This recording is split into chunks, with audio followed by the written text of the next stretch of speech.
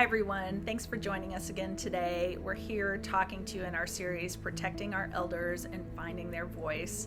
Today we wanted to talk to you about proper documentation throughout your loved one's stay. If you see them being mistreated in any way or things just don't seem right, that they're not being cared for like they should. Now I understand that this is the last thing that you would possibly think of. I mean, if you see something wrong or that your loved one's not being changed or taken care of, you're just trying to get help for them. You're grabbing the nurse, you're grabbing anyone you can to say, hey, I need your help. This doesn't seem right. And you just have so much hope that things are going to get better. And you really believe in the nursing home that you chose because your loved one is there and you really have to trust that they're doing their job.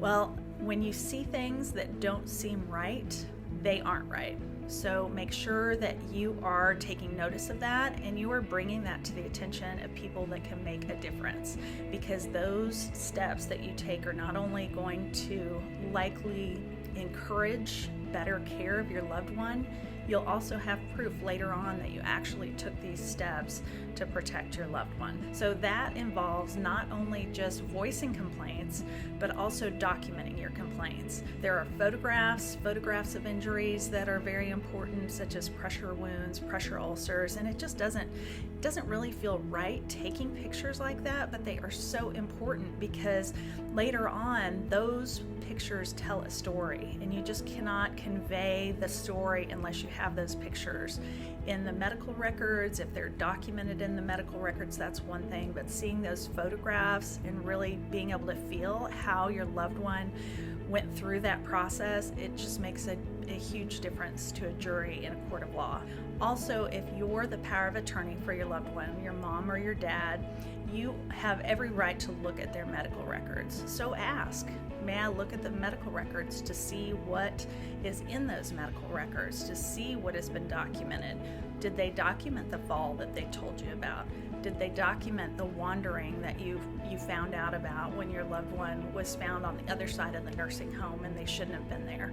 Those things need to be documented in the medical records, and they make such a big difference later on if you do have to pursue a lawsuit. I know it feels strange to do this throughout the process, but you're protecting your mom or your dad by doing that.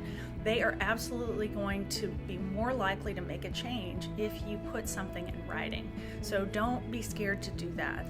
Finally, know that you can reach out to outside agencies for help.